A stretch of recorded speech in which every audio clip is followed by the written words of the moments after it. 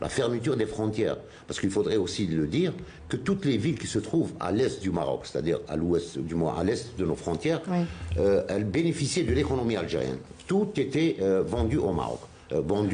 C'était des trocs entre les populations de la même région frontalière.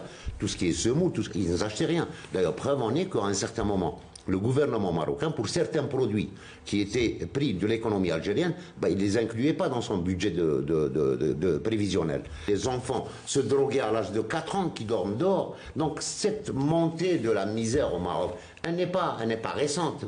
Je rejoins ce qu'il vient de dire, ça n'explique pas ce qui est en train de se passer dans le monde, mais c'est déjà vécu depuis très longtemps. On parle d'une révolution de la faim au Maroc, c'est-à-dire qu'on en est là, à ce niveau de précarité, de pauvreté. Le produit agricole est marocain, donc les rentrées viennent du traitement des drogues douces, notamment le kif qui ramène quelque chose comme 25 milliards de dollars annuels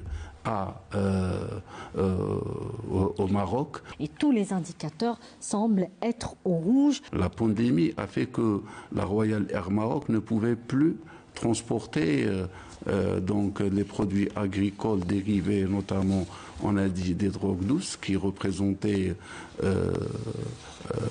quand même presque plus de 50% des rentrées du Maroc.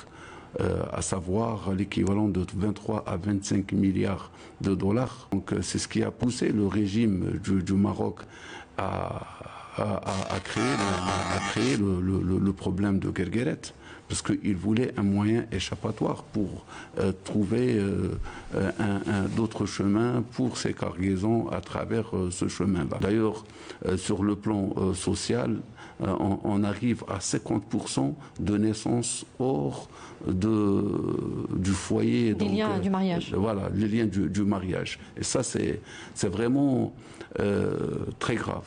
Tout le temps des manifestations à travers tout le territoire marocain, et même le développement qui a été consommé au niveau des grandes agglomérations touristiques aujourd'hui, avec cette succession de crises, on voit que même cela n'en profite plus parce qu'il n'y a plus rien à faire. Ce n'est plus le trône qu'on connaît qui dirige le Maroc. C'est Azoulay, c'est Israël, c'est les sionistes qui dirigent le Maroc.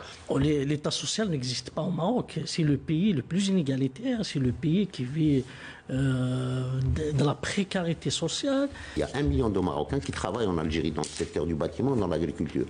Donc si on multiplie ces 1 million qui travaillent pour des familles par 6, ça fait 6 millions de Marocains qui vivent directement du travail qu'ils ont en Algérie.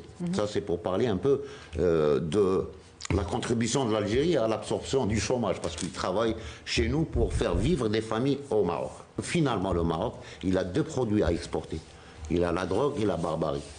C'est le lobby sioniste qui travaille pour l'image et pour défendre le Maroc sur certains principes.